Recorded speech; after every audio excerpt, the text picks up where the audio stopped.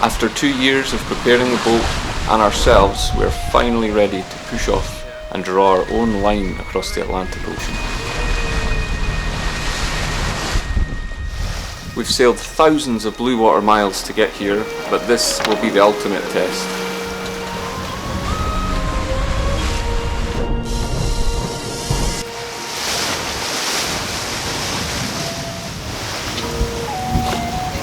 This short series will follow the adventure of our lifetime as we take a small boat across a big ocean. Look at the front, there's so many!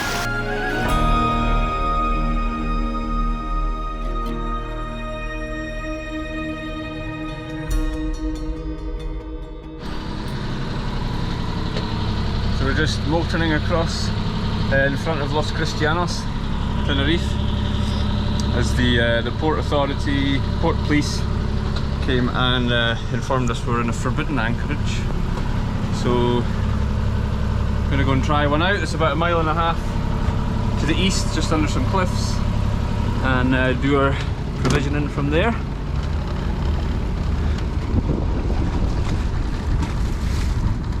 Headed here. Should be a bit wilder than the waterfront of Los Cristianos. Final preparations. Last thing to do really is a quick rig check.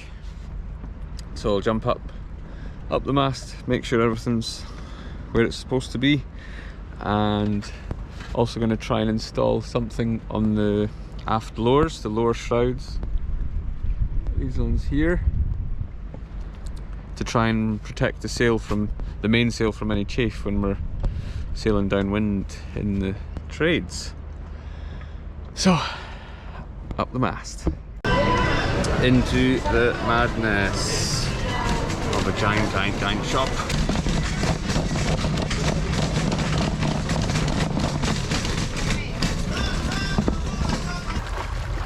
The water is so warm also.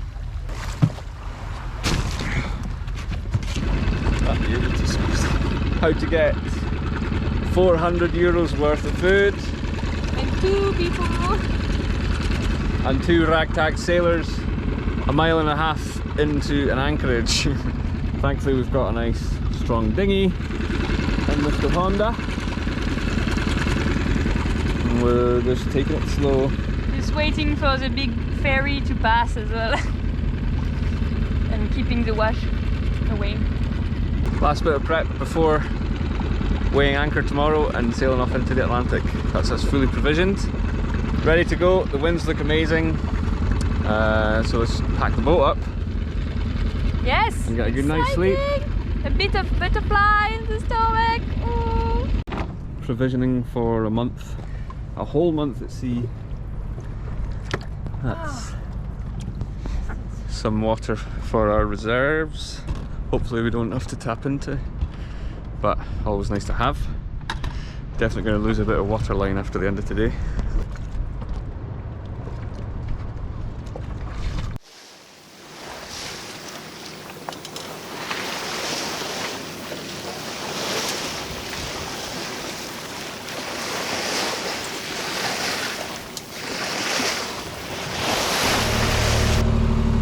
And we're off just like that.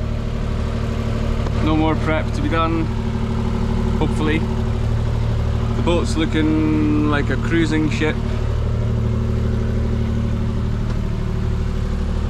And we're prepped for a month at sea.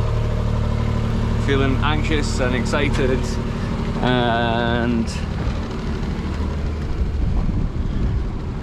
what else? Just anxious and excited. I think they're my 2 emotions. How do you feel? I feel ready to put the sails up and sail. How do you feel about crossing the Atlantic in the winter? I feel a bit scared, but excited about the challenge. Yeah. So, see what happens. There's a bit of a wind hole ahead of us in 3 days, so it's gonna be interesting, and then it feels back in. And then we'll see. I think I'm more concerned about thunderstorm on the other side. Bye to Tenerife and the Canary Isles. We had a fun stay for 3-4 weeks.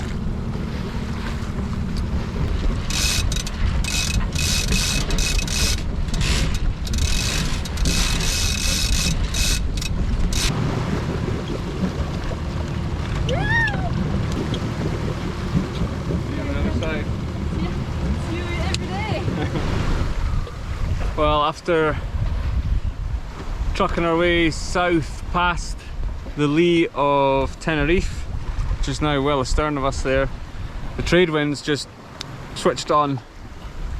We had no wind for the full 4 hours of motoring, maybe 4 knots of wind, nothing at all, and then they just arrived. So we properly got round the corner and the northeast trades have filled in. We're wing on wing with a reef in the main and probably two reefs in the Genoa, and we're doing 6.5 knots. So that's the exit we were looking for. It's all starting to feel real now. 3,000 miles of oceanic crossing. Anyway, Mally's trucking on,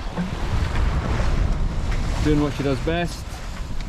Currently under autopilot, as we've just switched the engine off, but I'll get the wind vane set up and that should be that. Solène's gone off watch for the time being, feeling a bit queasy, a bit of a cold, so hopefully that passes soon. I think I'll go make her a cup of tea.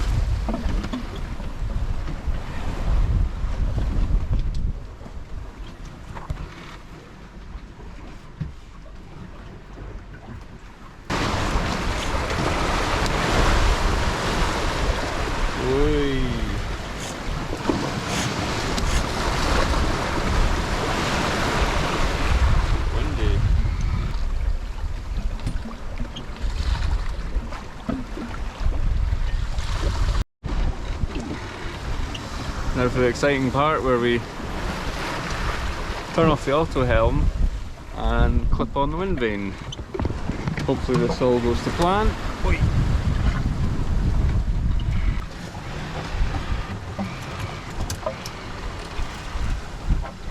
Although we have backup tiller pilots, our wind vane will be our primary source of steering across the Atlantic Ocean. It's a purely mechanical unit, not drawing any power, and is extremely efficient at following the direction of the wind. It's very important that this system works efficiently, and we'll discover as we keep sailing that we're going to run into some problems.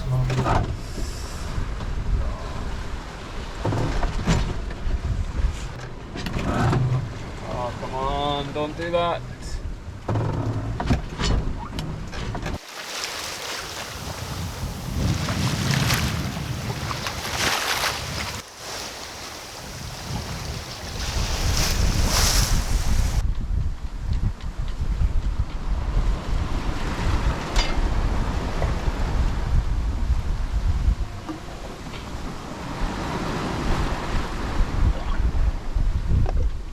All is good aboard the good ship Mally.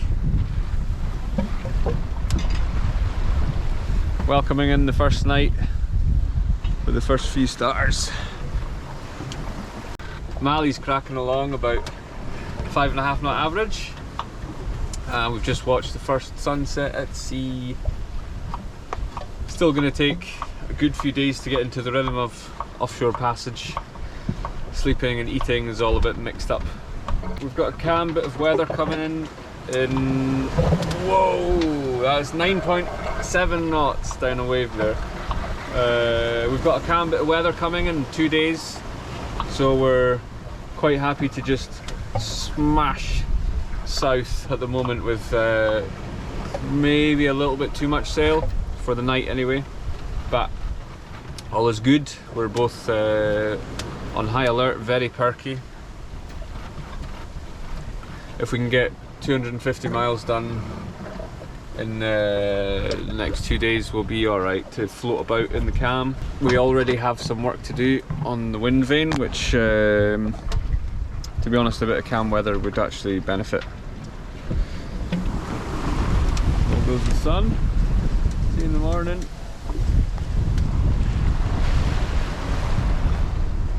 And what's cooking up in the kitchen tonight? Kind of like a mismatch of things. I went to cook a bell pepper that already went bad, but it smelled like vinegar, so I'm not doing that. I'm just doing like Some Yeah, mixed, let's not eat that. No. Some mixed vegetables, mushroom and rice, and a bit of avocado for some protein. That's it. Super nice. Can I have a bit of like just few slices of saucisson just for a treat? We have nav lights at the top of the masts and also at deck level. So I turned off the one at deck level just to enjoy the stars, and the bioluminescence is totally mental. It's like so strong, and the stars are like so strong. There's no moon tonight, so you can really see them. I can still see it's kind of getting on our starboard quarter. You can still see the light from El Hierro, and when I have the night light off, I can see the light pollution from Tenerife. But I just feel like it's starting to be all like behind us, so it's weird. We have 20 knots of true wind, true reef in the main, and maybe a third of the Genoa, maybe a tiny bit more. There's a bit of Genoa, but we're flying, can easily reef it. We decided to reef the main right before Joe went for his off watch. It was already dark, and yeah, we should have done it before, because it was just consistently 19-20, and then we're like, if it comes up a bit more, it's just better to take it now than waiting for one of us to be off watch and yeah, having to wake up each other. And to be fair, I'm also like a bit sick. Don't think you can hear it, but it's like my nose is so blocked. I feel a bit tired, but thankfully it's not. Sorry. Thankfully it's not too bad. I tried to sleep, didn't really sleep all afternoon, but I was like just laying down trying to recover. So hopefully it goes by quickly. I got an extra layer, and like I haven't worn that since, I don't know, maybe Beo Biscay or something like that. There's quite a big swell running, and sometimes it's like just like kind of like not cresting, but there's a bit of breakers at the top, and you can see it through the bioluminescence. It's so cool, so cool, wild up there. But yes, I'm gonna go back on my watch and enjoy it more.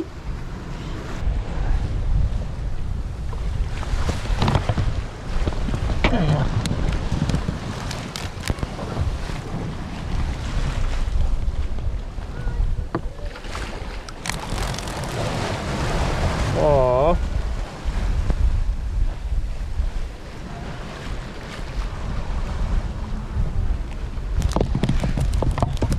Well, it's your lucky day, pal. Or lucky night. Bon voyage. Sailing along the ocean at a gentle speed of 5 to 6 knots lends itself really well to trawling fishing lures and picking up some fish to eat. In tropic and subtropic regions of the world, we can expect to bump into tuna species or even mahi-mahi, sometimes called the dolphin fish or dorado. We trawl crankbaits, diving plugs and simple squid lures with sharp hooks and strong line to give ourselves the best chance of pulling in the fish. Ah, it's off. Yeah. I tightened down too much on the drag. Day 2 of our Atlantic crossing. The sun and northeast trades are still with us. We're making really good southward progress towards our waypoint down by Cape Verde. Our first 24-hour run we did 130 miles. So pretty good considering we were in a big wind hole south of the Canaries.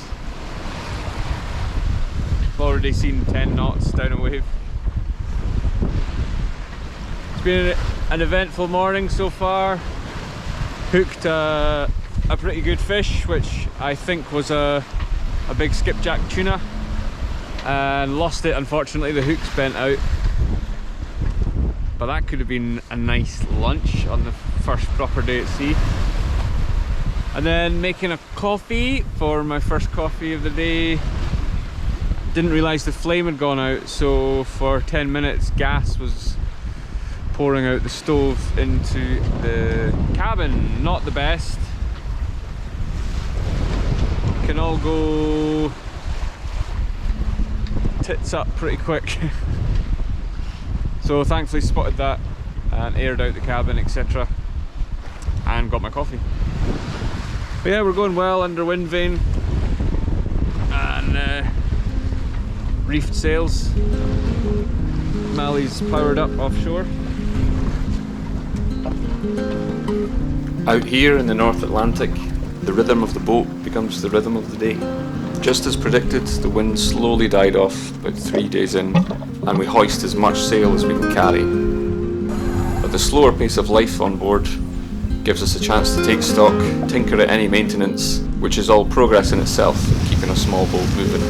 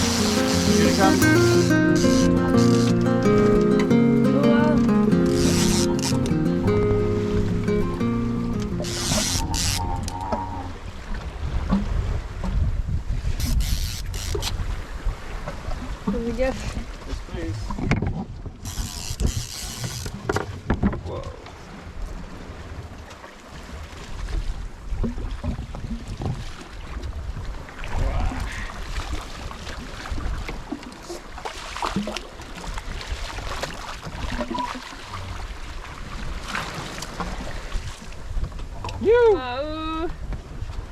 Look at that guy! Craziness! Sorry? Stop! Oh no! Wow, feisty! I think so. Oh, you got me right in the balls. Really? Yeah. Oh. Whoa, fucking hell, Finally got one on film. Yoo-hoo! Offshore on Mali with the mahi mahi.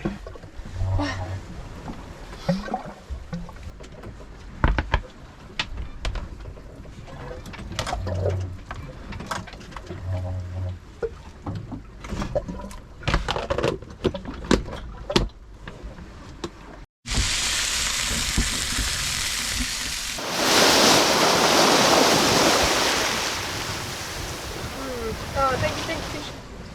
Oh, makes it so much better. So, question for people who are watching the video: why are we beating? Why are we not downwind sailing? Why are we healing so much, Joe? After discovering a few minor issues on board that altogether amount to an issue overall, isolated on their own, probably okay to manage offshore and keep going, but with 2 or 3 minor issues, it's worth diverting to Cape Verde rather than bearing off offshore and then cracking off west to the Caribbean. So essentially, the wind vane is playing up a little bit. There's a slight bow in the pendulum blade that I think is inducing a bias to one side or the other. So you have to kind of trick the wind vane into keeping on course, which is quite inefficient. It kind of snakes. So we'll take the blade off and do some reprofiling with a block plane. We have rediscovered a leak from the stuffing box where the prop shaft exits the boat at the stern. There's maybe 2 litres of water coming in every 4 hours ish. No. Maybe 4 litres of water coming in every 4 hours I think way more than that. ish. We've been monitoring it and keeping track, and it hasn't increased, but it's worth going in and trying to stop that leak rather than guessing offshore and having that niggling at the back of your head. We think it's prudent, probably a good step to just jump inshore and Have a look try at and this. mediate that. Because right now, like, none of us can sleep just thinking about it all the time. Thinking, is it okay? Is it just gonna stay the same? But what if we have a failure with the bilge pump? And you never know. It can be like one issue that leads to. If you have another issue on top of it, it can quickly go to bad experiences. And I think we might have a dodgy cell in one of our batteries. We have a No. bank of 3 house batteries. In the morning we're noticing the battery voltage being quite low, about 12.2, 12.1 volts, which is unusual. It's never that low. And when we're not using the autopilot, it's just the wind vane overnight, so Yeah. there's And no big draw. We might just need to top up with deionized water, but I'm not that keen on pulling apart the electrical system and diagnosing fuel cells or battery cells when we're heeled over. And we don't have any deionized water anyway, so. We even had to like unplug the fridge like both nights, which never happened. Yeah. So 3 minor issues that could result in a bigger issue down the line. And apart from anything else, morale was quite low on board, trying to mediate each issue on their own and rationalise how we can keep ploughing on. But there's no shame in turning into an anchorage or a port and just taking stock for a few days, trying to look at each issue. Yeah, that's where we're at. We're smiling again, which is cool because yesterday was quite low. Oh, this morning as well. Yeah.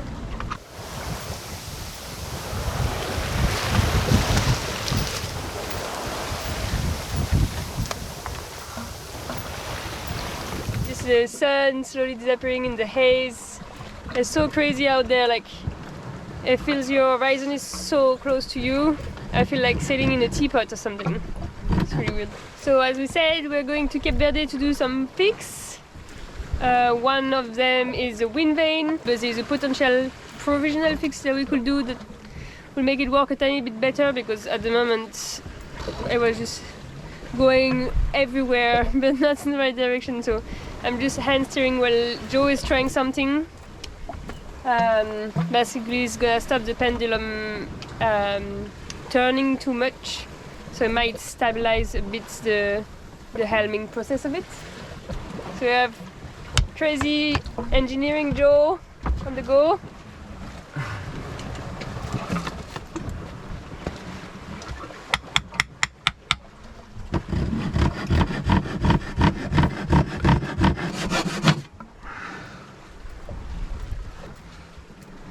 So hopefully, well, maybe this little block of wood will limit the pendulum from pivoting too much on its axis.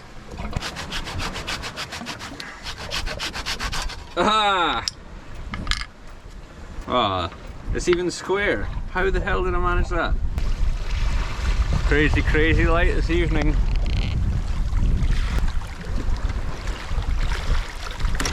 Oh no! Oh. Yeah.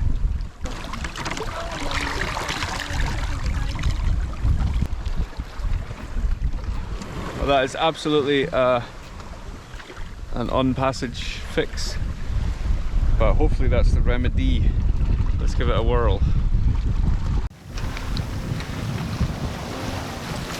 Well, today's day 5 of our Atlantic meander. We're about just over 300 miles now from Cape Verde, the Cape Verde Islands, and the winds have lightened up on us. We've got a really thick haze. Might be able to tell. A thick haze of dusty sand that's blown over from the east, from the Sahara. So we woke up this morning to lots of dust and a red ochre hue to all the bits on the boat. Quite funny. A very important injection of ferrous ions and iron from that Saharan wind dumps all those nutrients into the water column, which the phytoplankton in the surface water assimilate into chlorophyll, which contributes to their oxygen production, upon which we depend as a species and a planet. So whilst it's super cool watching the bioluminescence at night, all these phytoplankton cells in the surface water, they're actually playing a massive part in global ecosystems. That's my musing for the day. But we're going to try our fancy new staysail from Kemp Sails as a second foresail up on the foredeck, and see if we can't win an extra knot boat speed, which would be so satisfying. That's good.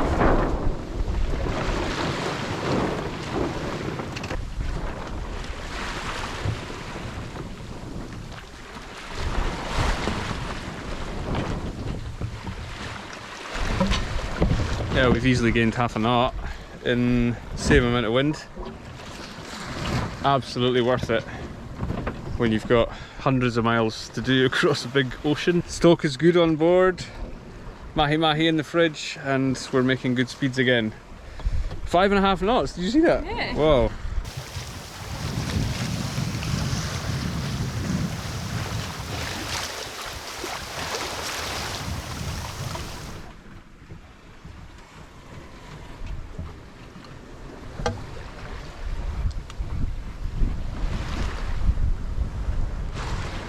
Starting the 5th day at sea. That's my last watch of night. We haven't changed watch system, so I always end up with the sunrise, which is super nice, but it's been so hazy the last few days that I don't really see the sun until it's like that high. My first job of the day every morning, so what I do is changing the solar panel angle and the sun as well, so then they get the most sun when the sun is low, and try to charge the batteries as much as we can, because they are a bit low. I think this morning is gonna be shower morning, which I'm really looking forward to. Oh, and yesterday also we were sitting down right here on the deck in between two watches, like just enjoying watching the star and chatting about sail plans and like things like that, sailor chats. Suddenly we started seeing like those massive, crazy, big green flashes in the water.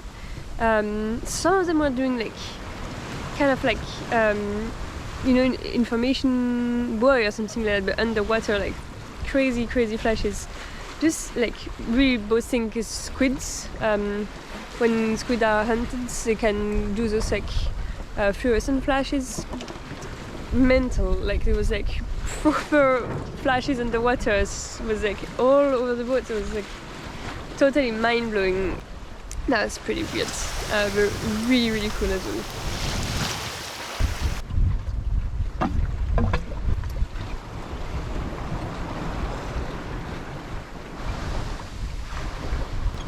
Day 6. Today's restaurant on the ocean is serving mahi ceviche. Yes, with the rice salad. So excited. How do you make your ceviche? I put some. Well, I cut it quite thin, so then it cooks quite well. Otherwise, it's like you keep the middle really raw. The fish. The fish, sorry. Yeah. And then put salt, pepper, a bit of olive oil, some herbs, like I put mojo rojo and chipotle chili, and then just like for this amount of fish I put a lemon and a half, and that's it. And then just put it in the Tupperware, leave it for like an hour in the fridge, or however long. Like I prepped it this morning after breakfast, and yeah, it should be perfect. I'm excited.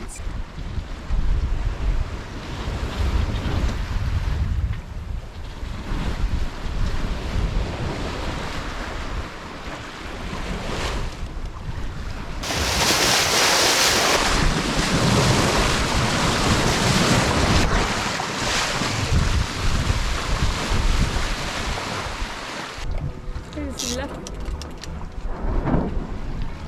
Oh, I can see him. Don't think you can see that in the. Wow.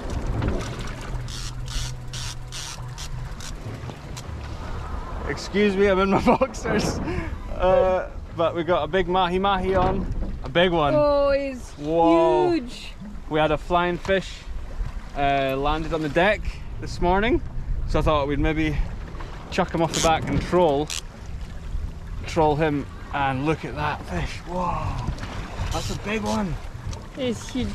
Ooh. Okay, it's showtime. Yeah.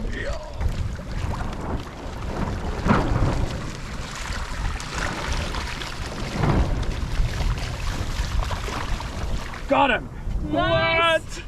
What? Look at that fish! It's huge! What? Wow!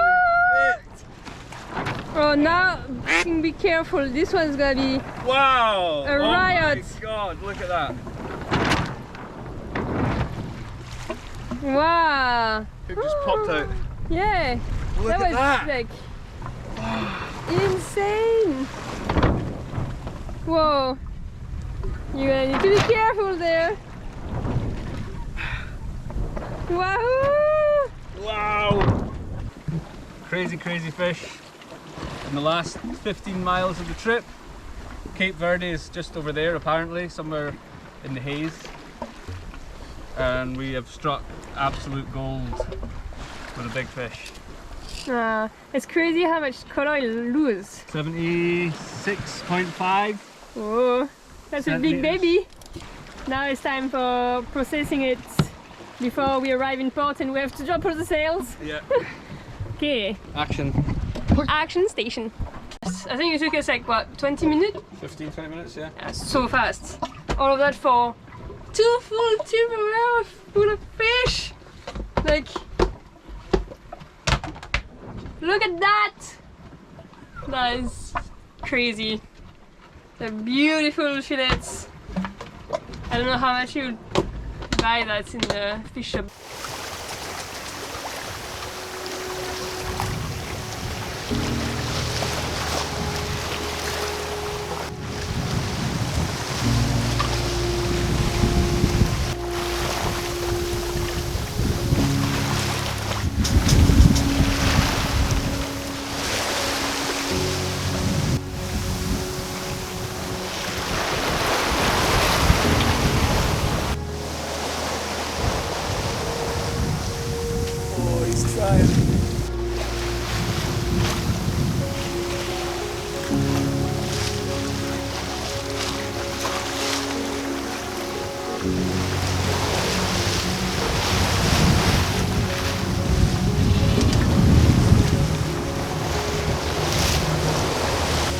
On our final approach to Cape Verde, coming off the ocean across the continental shelf, still got a thick Saharan haze, sort of sea har, blocking all the view of the land, but we're about 4 miles off now.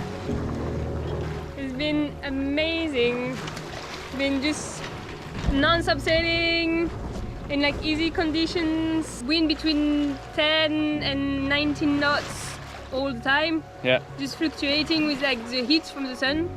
But it was like so perfect. We didn't jibe once. No.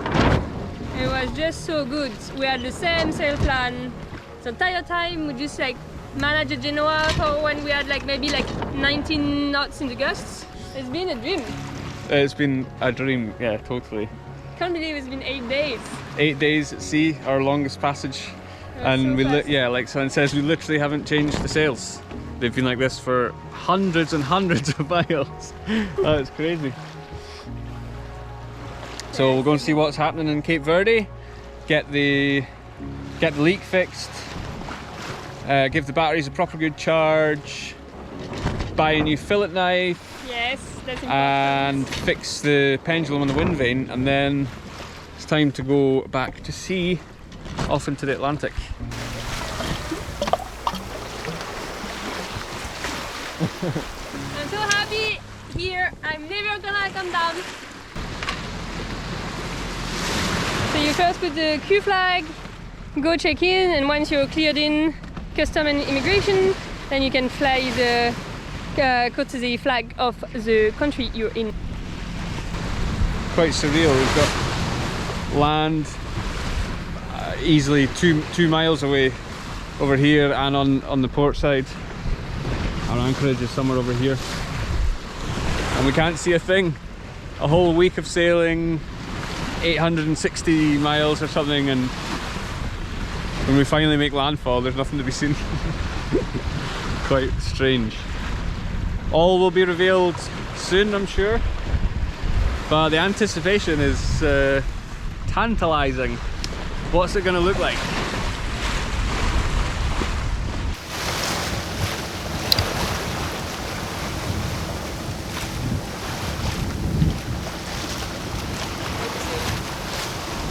Landfall! We finally found it! Only 3 nautical miles away from it, but we found it! Cape Verde exists, so that's good. And now we're just slowly approaching the entrance of Mindelo. Still in the fog. Yes! Kind of like looking forward to see what the land is actually looking like. But it looks super jagged.